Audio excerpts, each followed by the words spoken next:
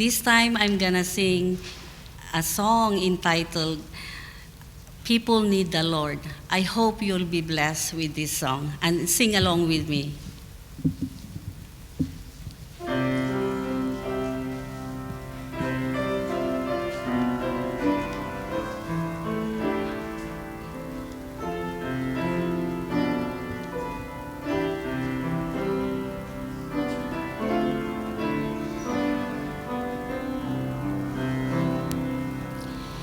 Every day they pass me by. I can see it in their eyes. Empty people filled with care, headed who knows where. On they go through private pain, leaving fear to fear. Laughter hides their silent cries. Only Jesus here. People need the Lord. People need the Lord. At the end of broken dreams, He's the open door. People need the Lord. People need the Lord. When will we realize people need the Lord?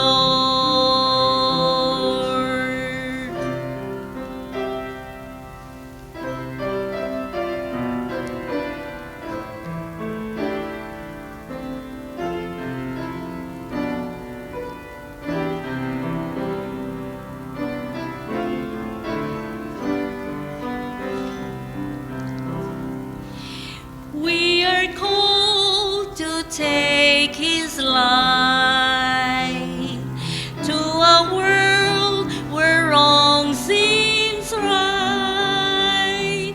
What could be too great a cause for sharing life with one who's lost? Through His love, our hearts can feel all the grief they bear. They must hear the words of life only we can share. People need the Lord. People need the Lord. At the end of broken dreams, He's the open door. People need the Lord. People need the Lord. When will we realize people need the Lord? Amen. 한 4년 좀 넘게 지나 이전에 한번 여러분 뵀었는데 오랜만에 또 이렇게 만날 수 있게 되어서 반갑습니다. 슬라이드는 오늘 다 영어로 준비가 됐습니다. I prepared the slides in English, so you'll be able to follow along very well. 두 침례, 예수님의 두 침례인데요. 마침 다음 주에 침례가 예정돼 있죠. 네, 오늘 함께 나누는 이 말씀을 통해서 이 침례의 의미에 우리가 다시 한번 새로운 의미를 좀 발견함과 동시에 정말 이 침례 또한 우리에게 복음이 된다는 것을 우리가 함께 발견하는 시간이 되면 좋겠습니다. 자, 침례를 일반적으로 왜 받느냐라는 질문을 받으시면 주로 이렇게 대답하시고 이렇게 알고 계실 겁니다. 죄에 대해 죄된 자아에 대해서 죽고 또 어떻게 되는 거예요? 죽고 난 다음에는 어떻게 됩니까? 네, 다시 새롭게 태어나는 것이다. 이렇게 우리가 일반적으로 알고 있죠. 물론 그렇습니다. 그런데 예수님께서도 침례를 받으셨죠? 자, 그러면 예수님께서 침례를 받으신 것이 예수님의 죄된 자아에 대해서 죽고 다시 태어나실 필요가 있기 때문에 침례를 받으신 건가요? 아니죠. 네. 자, 이 부분을 저희가 오늘 좀 면밀하게 좀 살펴보려고 하는데요. 자, 예수님은 왜 침례를 받으셔야만 했을까? 다시 말씀드리지만 예수님은 우리처럼 죽어야 할 죄된 자아가 있었던 분이 아닙니다. 그러니까 예수님은 침례를 받으실 필요가 없었어요. 그런데 저희가 일반적으로 뭐라고 이야기하냐면 예수님께서 우리에게 모본을 보여주시기 위해서 침례를 받으셨다, 이렇게 이야기하기도 하거든요. 근데 모본을 보여주시려고 해도 뭔가 공통점이 있어야 모본이 될 텐데 공통점은 전혀 없어요. 죄된 자아가 없으신 분인데 죄된 자아에 대해서 죽는 것을 우리에게 보여주시려고 침례를 받으셨다? 이게 조금 앞뒤가 맞지 않는 느낌이 듭니다. 자, 그래서 이 침례, 예수님께서 받으신 침례의 의미를 살펴보기 위해서요, 이 침례의 이 전신, 그러니까 구약의 침례를 잠깐 살펴볼게요. 이 신약에 와서 침례의 의식이 어떻게 보면 이제 정식적으로, 공식적으로 시작이 됐고 예수님께서 침례를 베푸셨죠, 제자들을 통해서. 자, 구약 시대의 침례와 같은 의미의 의식이 무엇인가요? 구약 시대.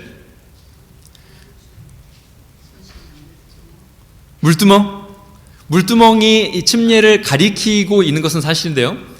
예, 실제적으로 이스라엘 백성들이 다, 남자들만 했지만 다 경험했던 거였습니다. 네?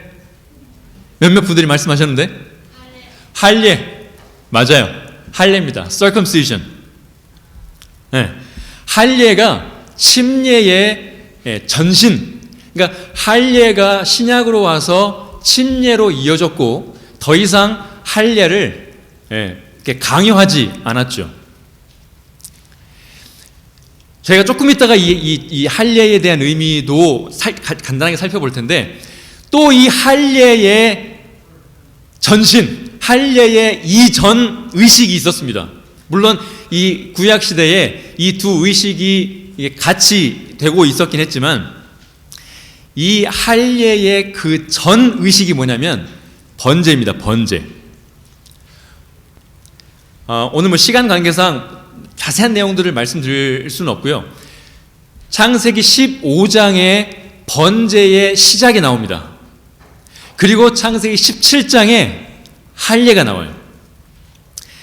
하나님께서 아브라함과 언약을 체결하실 때의 그 방법으로, 언약을 체결하는 방법으로 번제, 그 다음에는 할례라는 의식을 주셨어요.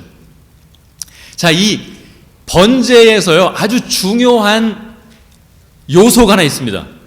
그게 뭐냐면요, 레위기 1장에 보면요, 그 번제물의 가죽을 벗기고 그 번제물을 뭐 하라고 말씀하셨어요? 가르라고. 어떤 이 한글 번역에서는 각을 뜨라, 쪼개는 겁니다. 쪼개야 했어요. 번제를 쪼개야 했습니다. 이 번제를 쪼개는 그 시작이 아까 제가 말씀드렸던 창세기 15장에 등장해요. 저희가 창세기 15장에 있는 몇 구절만 좀 살펴보겠습니다. 여러분, 창세기 15장이요, 성경 전체에 너무 중요한 의미를 가지고 있는 장입니다. 정말. 예. 저희가 조금 있다가 창세기 15장 6절도 살펴볼 텐데 15장 6절에서 뭐라고 기록하냐면요, 아브라함이 믿으니 하나님께서 이를 그의 의로 여기셨다. 그래서요, 창세기 15장에서요, 믿음으로 말미암는 의의 개념이 처음 등장합니다. 그래서 그 문맥을, 저희가 그 이야기를 아주 자세하게 알 필요가 있어요. 자, 여기 보면요, 아브라함이 짐승들을 가지고 왔어요. Brought all these to him and cut them in two. 짐승들을 가지고 와서 둘로 갈랐어요. 오늘 시간 관계상 왜 이렇게 갈랐는지에 대해서는 말씀드릴 수가 없고요. 부조화 선지자를 참고하시면 왜 갈랐는지 간략하게만 설명드리면요, 하나님께서 아브라함과 언약을 체결하시려고 하나님께서 내가 너에게 자손을 주겠다, 땅을 주겠다. 근데 하나님께서 이 약속을 주신 지가 이미 약 10년이 넘었어요. 그런데 여전히 아들이 안 태어났어요. 그리고 아직 가나안 땅이 아니에요.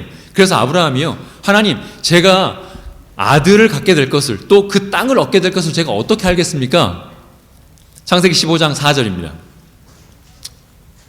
네, 어떻게 알겠습니까? 8절인가요?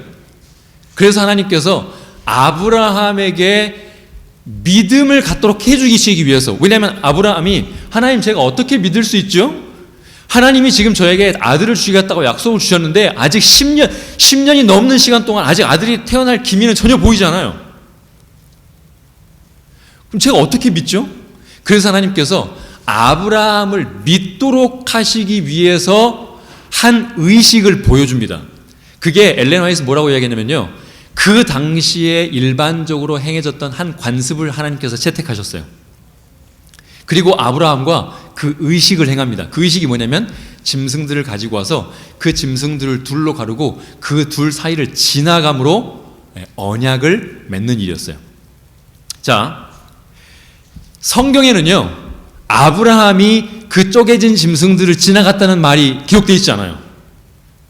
그래서 많은 분들이 아브라함은 안 지나갔다, 하나님만 지나가심으로 하나님과 우리 사이에 맺는 언약은 하나님께서 전적으로 다 하시는 언약이다, 이렇게 말씀하시는 분도 있는데, 자, 성경에는 하나님께서 아브라함이 지나갔다는 표현은 없는데요, 너무나 감사하게도 부조화 선지자에 이렇게 기록하고 있어요. That being done, 이렇게 한 다음에, 이것을 짐승들을 자르고 난 다음에 아브라함이 reverently, 아주 경외심을 가지고 passed between the parts of the sacrifice, 그 쪼개진 짐승 사이를 아브라함이 지나갔어요. 엄숙히 지나갔어요. 뭐 하면서요? Making a solemn vow, 아주 엄숙한 맹세를 하면서 그 두 쪼개진 짐승 사이를 지나갔습니다. 그게 그 당시에 행해졌던 관습이었어요. 이게 무슨 의미냐면요, 내가 하나님께 약속하는 지금 이 약속을 이행하지 못하면 이 짐승처럼 죽어도 좋습니다, 이렇게 맹세하는 거였어요. 저희도 가끔 어떤 약속을 하면요, 그 약속을 내가 꼭 지킬게 라고 이야기하면서 뭐라고 한국적으로 이야기하면요, 내가 그걸 못하면 손에 장을 지진다, 이런 표현 써보셨죠? 또 내가 이게 거짓말이면 내 성을 간다, 이런 표현 써보셨죠? 이건 뭐 하는 거냐면 상대방으로 하여금 내가 하는 이 말이 진짜 믿도록 하기 위한 보증이에요. 보증, 맹세입니다.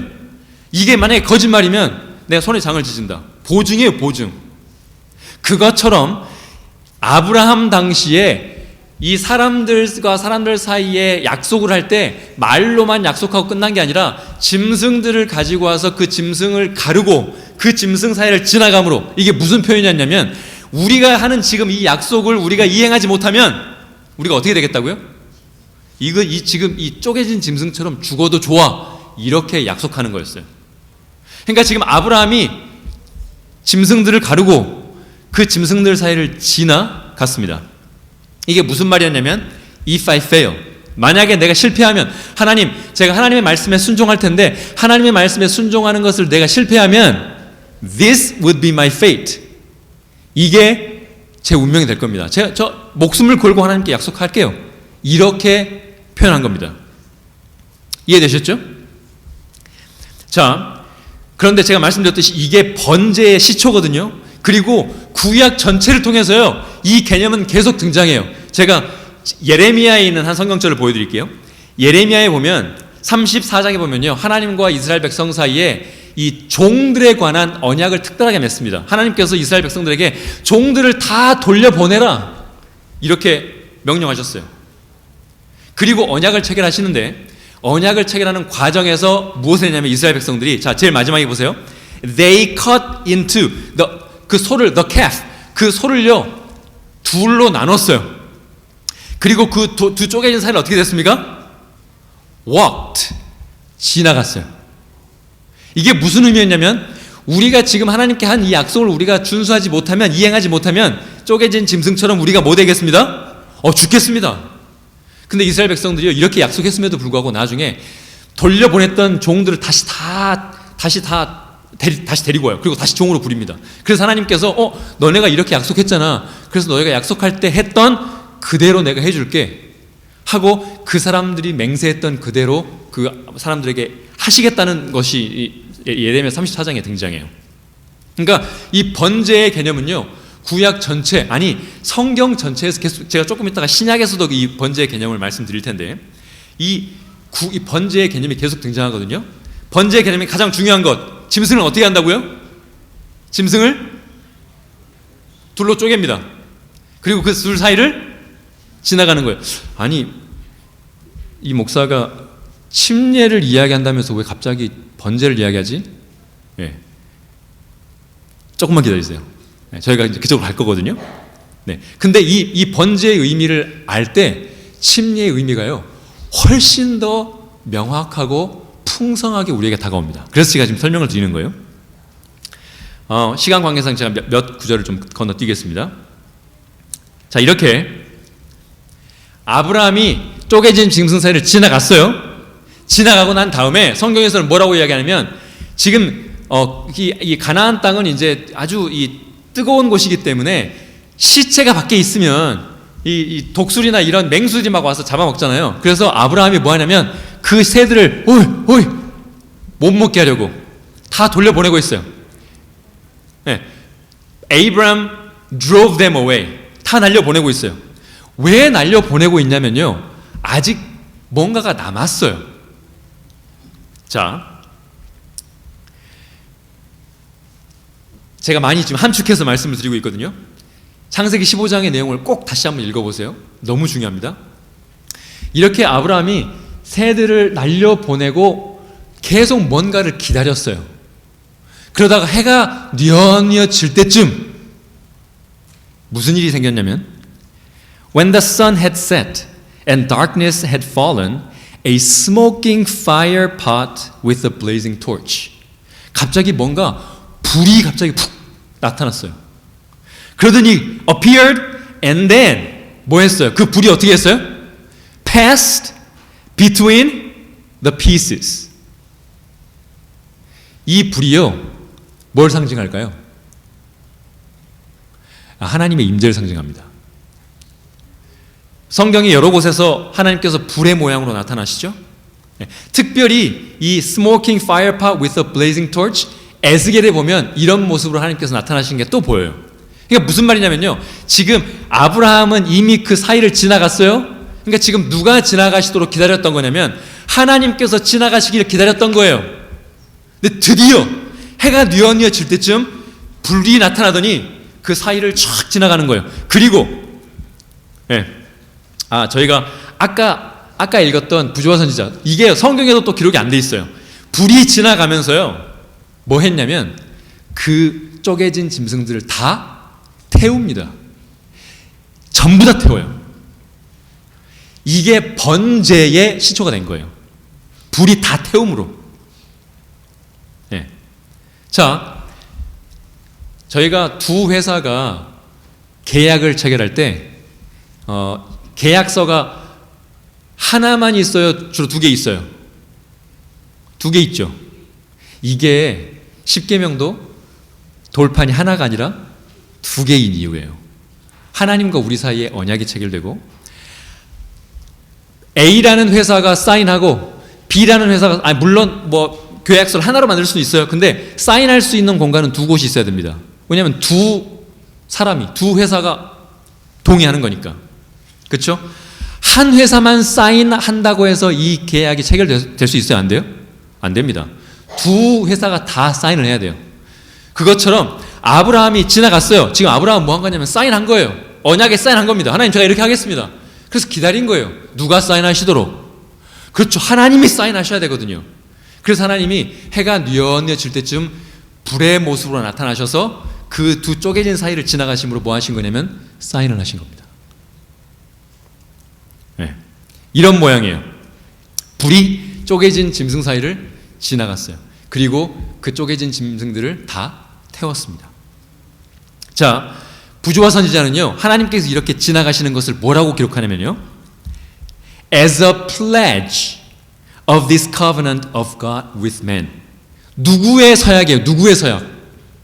하나님의 서약입니다. 하나님의 서약. 자, 아브라함이 아까 저희가 아브라함이 지나갔을 때 he reverently 아주 엄숙한 마음으로 그 사이를 지나갔어요. 뭐 하면서요? Making a solemn vow.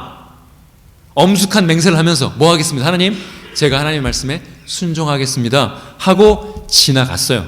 이미 아브라함은 서약을 했어요. 플레지를 했어요.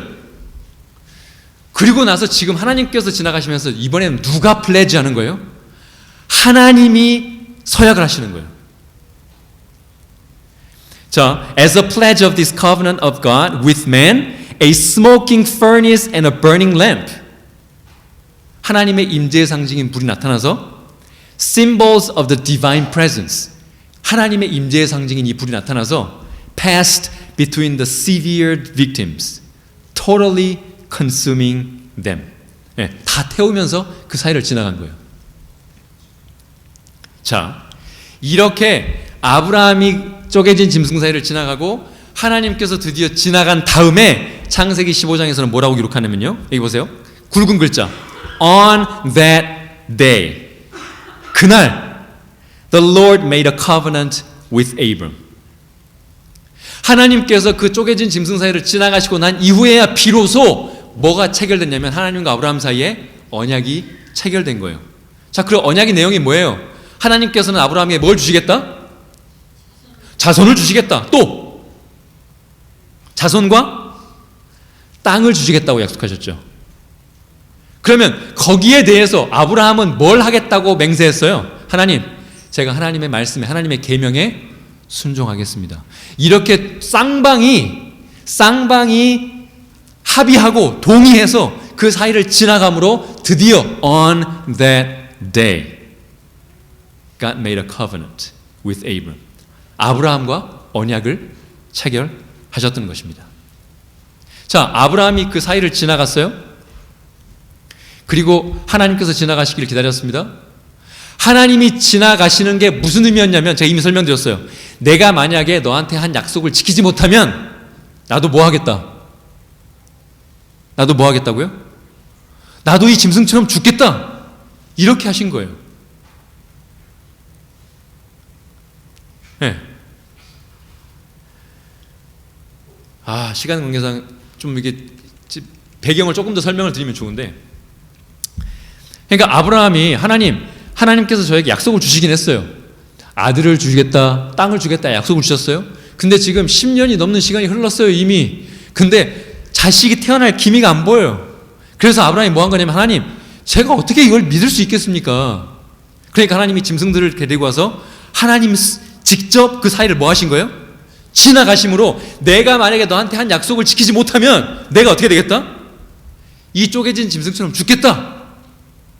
그때 성경은 뭐라고 기록하냐면 Abram believed. 아브라함이 믿었어요. 하나님은. 여러분, 성경의 믿음은요, 우리의 믿음은요, 내가 믿어야지, 내가 노력해야지 해서 믿는 믿음이 아니에요. 하나님께서 보여주시는 것으로 우리는 믿을 수밖에 없게 되는 겁니다. 아브라함이요, 하나님이 그 쪼개진 고기 사이를 지나가시는 것을 봤을 때 뭐 할 수 있게 되냐면 드디어 믿을 수 있게 됐어요. 왜요? 하나님이 뭘로 맹세하신 거냐면 내가 너한테 했던 약속을 지키지 못하면 나도 이렇게 짐승처럼 죽을게 하고 하나님께서 맹세하신 거거든요. 그래서 아브라함이 뭐 할 수 있었어요? 믿을 수 있었어요. 자, 창세기 15장에서 방금 저희가 살폈듯이요, The act of vow, 이 맹세의 행동이 어디에 행해졌냐면 짐승들에 행해졌습니다. 짐승들을 쪼개므로 내가 하나님의 말씀에 순종하지 못하면 이렇게 되겠습니다 라고 표현했어요. 자, 창세기 17장 하나님께서 아브라함과 다시 언약을 맺으시거든요. 언약은 계속 갱신돼요. 다시 언약을 맺으시거든요. 이때는 이 맹세의 행위가 짐승에게 행해지는 게 아니라 어디에 행해지냐면요, 그들의 몸에 행해졌습니다. 몸에. 이게 뭐냐면 할례예요. 할례. 할례는요, 우리의 몸을 둘로 나누는 것입니다. 우리의 중간을 자르는 거예요. 물론 중간을 잘라버리면 이제 죽으니까, 우리 이 남성의 몸에 있는 그 끝에 있는 부분을 잘라내는 거예요. 그러니까 우리의 몸 중간을 자르는 의식적인, 상징적인 의식입니다. 이렇게 잘라냈을 때예요, 잘라내진 부분은 어떻게 될까요? 잘라내진 부분은 어떻게 돼요? 시간이 지나면 썩어서 없어져 버려요. 그렇죠? 우리가 여기 예를 들어서 살갗이 좀 떨어졌어요. 여기 놔뒀어요. 그럼 이 살이 계속 살 수 있어요? 못 살아요? 못 살아요. 시간 지나면 다 썩어서 없어져 버려요. 그러니까 이 포피를 잘라내면요, 그 잘라낸 부분은 시간이 지나면 죽어요. 이걸 통해서 무엇을 의미했냐면요, 자, 만약에 우리가 하나님께 한 약속을 이행하지 못하면 they will be cut off from his people, 그들의 백성으로부터 잘라내져 버릴 거예요. 그러므로 생명을 얻지 못하게 된다는 것의 표현을 그들의 몸에 한 것입니다. 몸에. 사실 하나님께서는요, 우리의 몸에 하는 이 몸의 흔적을 내는 것, 이것보다 더 원하시는 게 있어요. 그게 어디에 흔적을 내는 거냐면 우리의 마음의 흔적을 내는 거예요. 오늘 시간 관계상 여기까지 말씀드리지 못하지만 마음의 흔적을 내는 것은 창세기 22장에 등장합니다. 하나님께서 아브라함과 또 언약을 맺으셔요. 그때는요, 짐승들도 가는 게 아니야. 자기의 몸을 자르는 것도 아니야. 이번에는 누구를 자르는 거예요? 자기의 아들을 자르는 거예요. 자, 할례는요, 우리의 몸을 둘로 나누는 것입니다. 그렇게 함으로 뭘 표현하는 거냐면 하나님의 말씀에 순종하겠다는 우리의 마음의 표현을, 그렇게 그것에 순종하지 못하는 것의 결과가 죽음입니다 라는 것을 인식하고 받아들이고 그렇게 맹세하는 것입니다. 그리고 이것이 신약에 무엇으로 이어졌냐면 침례로 이어졌어요. 침례. 자, 우리가 물속에 들어가려면 물에 어떤 일이 일어나야 돼요? 이게 좀 도대체 무슨 질문이지? 자, 다시 한번요. 우리가 물 안에 들어가려면 물에 무슨 일이 일어나야 됩니까? What do you think should happen to the water if you want to go into the water? 네? 파장을 일으킨다. 좋아요. 자, 제가 한 영상을 보여드릴게요.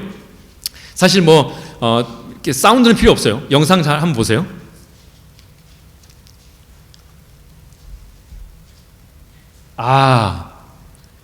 이게 지금 인터넷이 연결이 안 돼가지고, 자, 제가 설명을 드릴게요. 지금 이 사람이요, 유튜버인데 이 사람이 지금 엄청 추운 겨울이에요. 이 사람이, 자, 이제 제가 저 안으로 뛰어들겠습니다 하고, 안 보여서 죄송한데 옆에 있는 수영장으로 뛰어요. 점프를 쫙 합니다. 그리고 엉덩이로 들어가려고 하는데 들어가지 못하고 엉덩발을 찍어요. 왜 그랬을까요? 맞아요. 물이 얼어서. 물이 얼어서요. 물 안에 들어갈 수가 없게 돼버렸어요. 아파요, 오히려. 자, 다시 제가 질문 드려볼까요? 우리가 물에 들어가려면 물이 어떻게 돼야 될까요? 물이 갈라져야 합니다. 물이 갈라져야 해요. 우리가 물에 들어가려면 물이 갈라져야 합니다. 잠깐만요. 성경에 물이 갈라졌던 경험이 있나요? 홍해! 아하. 물이 갈라지고 그 사이를 어떻게 됐어요? 지나갔어요.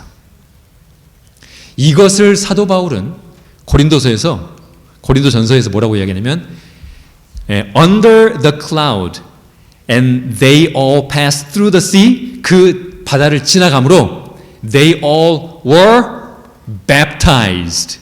뭐 했다는 거예요? 침례를 받았어요. 자, 침례를 받으려면 우리가 물에 들어가야 되는데 물이 어떻게 해야 된다고요? 물이 갈라져야 돼요. 그렇게 해서 물 안에 들어갑니다. 자, 물 안에 들어가면 우리에게 어떤 일이 일어나냐면요, 우리가 숨을 쉴 수 있어요, 없어요? 없어요. 숨을 참아야 합니다. We have to hold our breath if we are in the water. 그렇죠? 이건 무엇을 자, 우리의 숨, 성경에서 우리의 숨은 뭘 상징해요? 생명을 상징하죠. 근데 숨을 갑자기 흡 멈췄어요. 이게 뭐예요? 죽음. 지금 갈라지고 그 사이를 들어갔더니 숨을 멈췄어요. 죽음. 이게 뭐하고 같냐면 번제에서 짐승들을 가르고 그 사이를 지나가는 것과 똑같은 의미입니다. 이해되시죠? 네. 이게 우리가 침례를 받을 때 무엇을 사실은 고백하는 거냐면, 하나님과의 언약 관계를 맺는데 이 언약을 내가 이행하지 못하게 되면 그 결과가 어떻게 되겠습니다? 이 쪼개진 것처럼, 갈라진 것처럼 우리도 갈라지겠습니다. 이렇게 표현하는 거예요. 그래서요, 번제가 그리고 할례가 하나님과 언약 관계로 들어가기 위한 방법이었던 것처럼 침례가요, 하나님과 언약 관계로 들어가기 위한 방법입니다. 물론 하나님께서 아브라함과 언약을 체결하실 때 그 당시에 행해졌던 관습, 짐승들을 가지고 와서 쪼개므로 그 사이를 지나가는 관습을 하나님께서 채택하신 거거든요. 그것처럼 예수님께서 오셔서 보시니까 이미 사람들이 뭘 행하고 있어요? 침례를 행하고 있어요. 사람들 사이에 행해지고 있던 관습을 예수님께서 채택하시고 그 의식을 그대로 하나님과 언약을 체결하는 과정, 이 의식으로 채택하신 겁니다. 자, 여기 보면요, 베드로전서에 보면요, the water, this water, 사실 여기에서의 이 물은 홍수의 물인데 이 물은 침례를 상징하는데 symbolizes baptism. 근데 그 다음에 굵은 글자를 볼게요. 그 전부터 봐야겠습니다. 제가 한번 읽어볼게요. That now saves you also, not the removal of dirt from the body. 우리의 몸에서 더러운 것을 씻어내는 게 아니래요. Not the removal of the dirt from our body. 오히려 뭐라고 이야기하냐면 but the pledge of a clear conscience toward God. 우리의 마음에 특별한 맹세의 상징이라는 거예요. 근데 침례를요, 이렇게 명확하게 기록이 되어 있음에도 불구하고 우리는 주로 죄를 씻는 것에 주로 집중합니다. 물론 그런 의미가 없는 것은 아니에요. 그런데 성경에 전반적으로, 자, 번제는 죄를 씻는 의식이 아닙니다. 번제는 하나님과 언약을 체결하는 의식이에요. 그리고 그 언약을 이행하지 못했을 때의 죄를 씻도록 제정하신 의식이 속죄제예요. 근데 저희는요, 번제도 죄를 용서하는 것, 속죄제도 죄를 용서하는 것으로 일반적으로 이렇게 다 혼합해서 생각해버려요. 번제는 죄를 씻는 게 아닙니다. 여기서도 이야기하잖아요. Not the removal of dirt from the body. 우리의 몸을 깨끗하게 씻는 게 아니라 the pledge of a clear conscience. 자, 시간 관계상 이렇게 우리가 침례를 받을 때 하나님께 맹세하는 겁니다. 사실 이 맹세는 무엇과 같냐면요, 처음에 하나님께서 아담과 하와를 창조하셨을 때 하나님께서 아담과 하와를 부르셔서 그랬어요. 너희가 이 동산에 있는 나무의 열매를 다 먹어라. 하지만 동산 중앙에 있는 이 열매를 먹으면 어떻게 되겠다? 죽겠다. 이게요, 그냥 일방적인 맹세였어요? 아니면 아담과 하와도 듣고 자기도 동의했을까요? 동의했어요. 그렇게 쌍방이 동의함으로 언약 안에 들어간 것이 성경의 하나님과 아브라함의 언약, 이삭의 언약, 야곱의 언약으로 계속 반복되므로 우리 모든 인류를 하나님과의 언약 관계로 초청하는 것입니다. 자, 지나가겠습니다. 여러분, 고엘제도 아시죠? 고엘제도. 예, 룻이 이방 나라의 땅에 갔다가 다시 돌아와서 자기의 이 여러 기업들을 이제 물으려고 했을 때, 보아스가 기업을 물어줬죠. 보아스가 기업을 물을 수 있었던 이유는 뭐냐면 보아스가 먼 친척이었기 때문에 그래요. 친척만이 그렇게 할 수 있어요. 자, 보세요. 여러분, 예수님께서 이 땅에 우리와 같은 모습으로 오신 이유가 있습니다. 우리와 같은 모습으로 오신 이유가 있는데,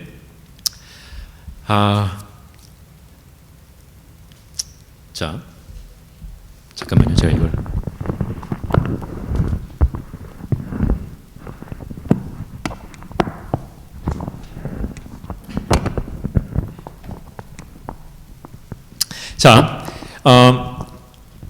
하나님과 우리 사이에 언약을 체결하기 위해서 의식이 있었어요. 번제, 할례, 그리고 신약에 와서 우리 시대 때는 침례입니다. 침례. 우리가 침례를 받음으로 뭐 하냐면 하나님과 언약을 체결하는 곳으로 들어가는 거예요. 그렇죠? 자, 아브라함이 그 쪼개진 고기 사이를 지나고 나서 기다렸죠. 누가 지나가셔야 돼요? 하나님도 지나가셔야 돼요. 먼저 제가 이걸 말씀드리고 지나가겠습니다. 예수님께서 침례를 받으신 것은요, 우리와 같은 사람으로 하나님과의 언약 관계에 들어간 겁니다. 이게 무슨 말이냐면요, 정말 잘 이해하셔야 돼요.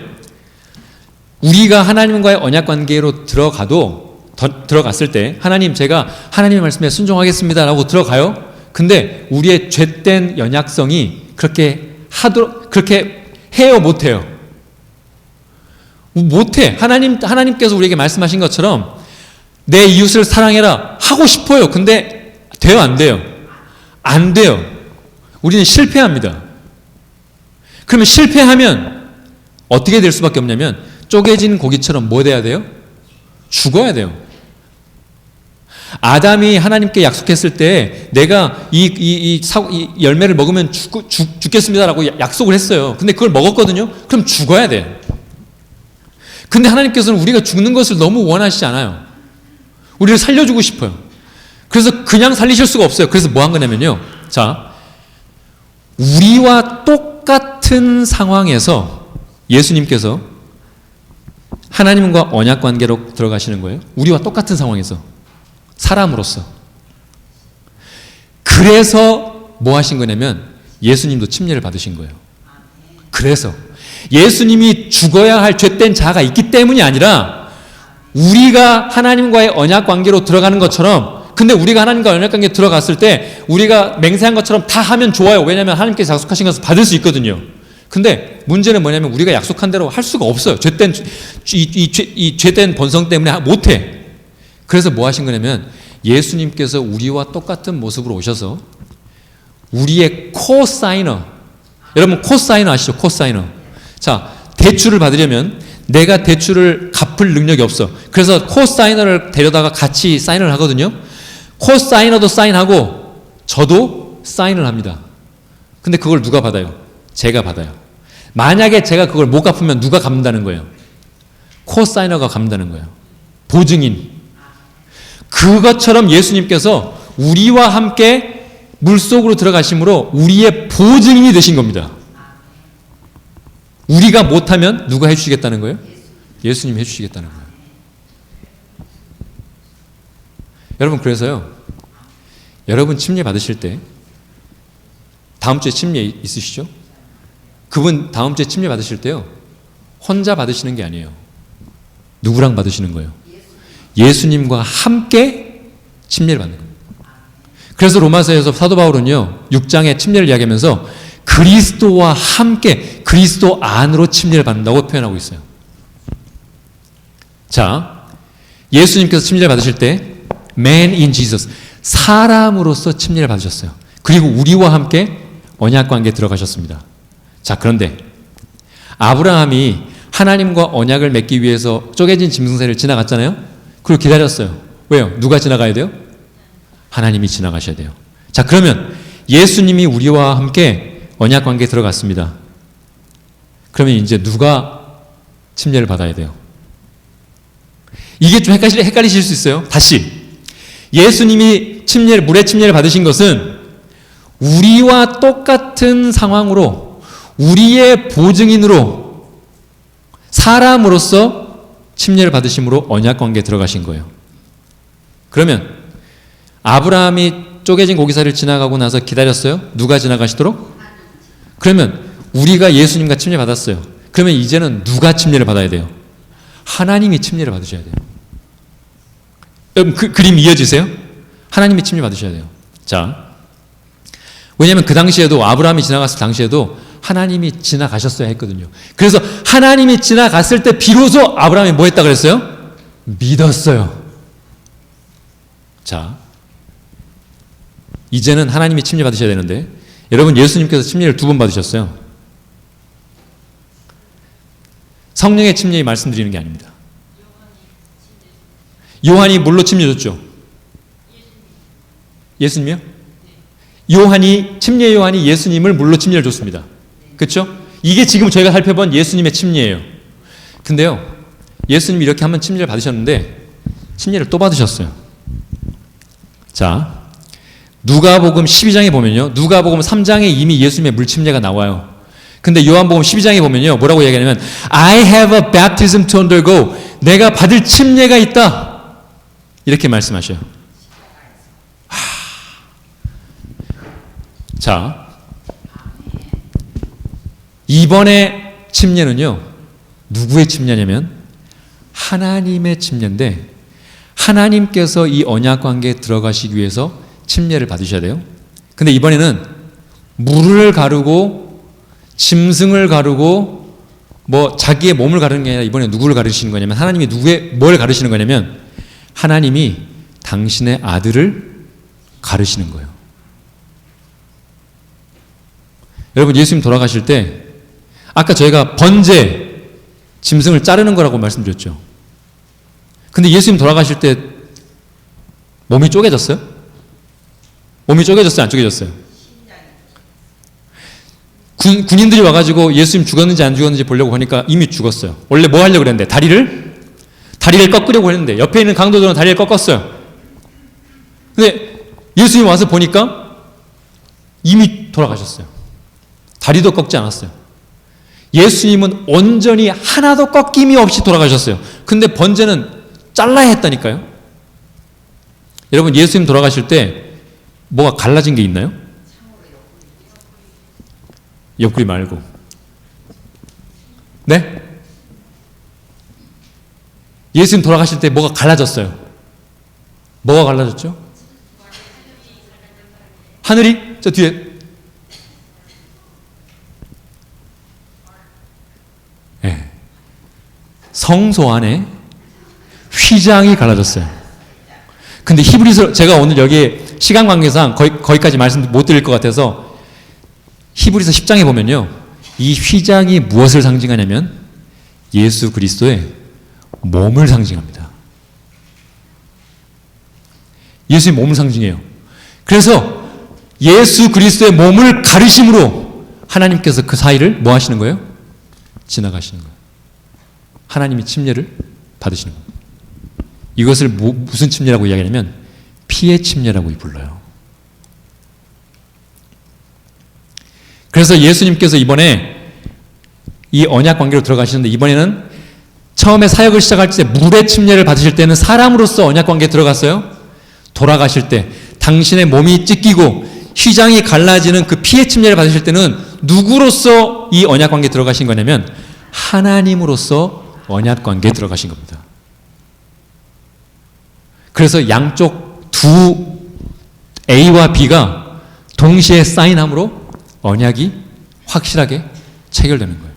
그랬을 때 하나님께서 그 쪼개진 사이를 지나가시는 것을 보았을 때 아브라함이 믿을 수 있었던 것처럼 우리도 하나님께서 침례를 받으실 때 비로소 뭐 할 수 있냐면 하나님께서 우리를 구원하실 거라는 걸 믿을 수 있어요. 뭘 통해서요? 십자가를 통해서. 십자가를 통해서. 십자가가 예수님의 두 번째 침례예요. 하나님으로서 언약 관계에 들어가신.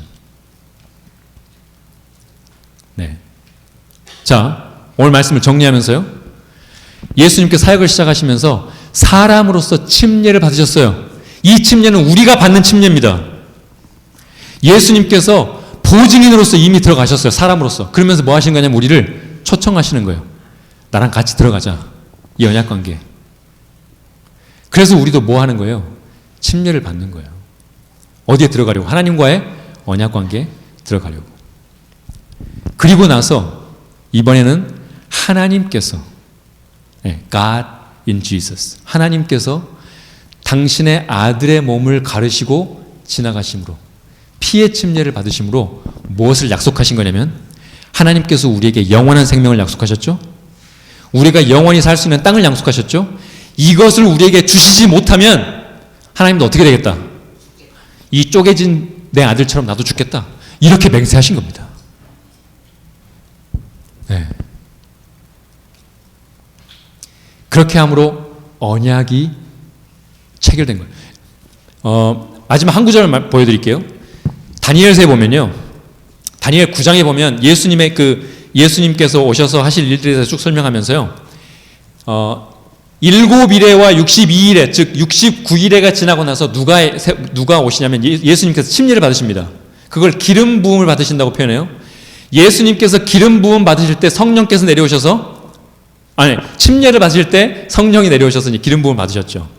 그렇죠? 그래서 예수님께서 침례를 받으심으로 즉 기름 부음을 받으심으로 언약 관계 안으로 들어가셨어요. 그리고 나서 그 마지막 한 일의 절반에 뭐 하는 거예요? 제사와 예물을 금지합니다. 뭐 한다는 거예요? 예수님께서 돌아가시는 겁니다. 피의 침례를 받으시는 거예요. 자, 그렇게 함으로 He will confirm a covenant. 그렇게 함으로 하나님께서 언약을 확실하게 체결하신다는